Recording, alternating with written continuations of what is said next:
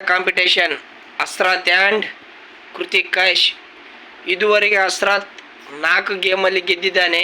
ಇದು ಅವನದು 5ನೇ ಗೇಮ್. 2 ಗೇಮಲ್ಲಿ ಸೋತಿದ್ದಾನೆ. ಈಗ ಕೃತಿಕ್ ಕೈಶ್ 3 ಗೇಮಲ್ಲಿ ಪಾರ್ಟಿಸಿಪೇಷನ್ ಮಾಡಿ 3 ಗೇಮಲ್ಲೂ ಸೋತಿದ್ದಾನೆ. ಈ ಸಲ ನೋಡೋಣ ಯಾರು ಗೆಲ್ತಾರೆ ಅಂತ. Ready boys?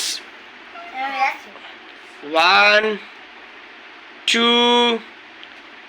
3 start.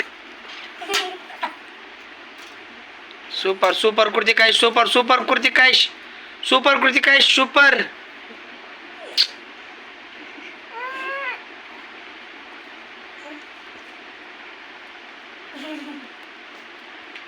Super Krithik.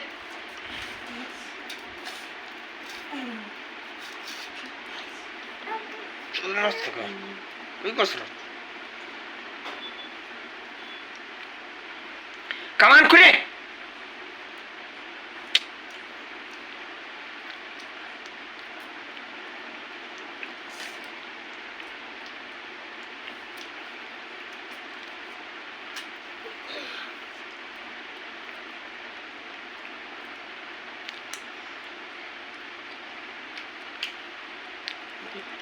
ಕಮಾನ್ ಕಮಾನ್ ಕಮಾನ್. ನಾಲಿಗೆ ಕುರಿ.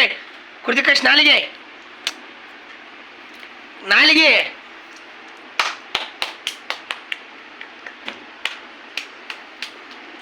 Krithik Kaish is winner.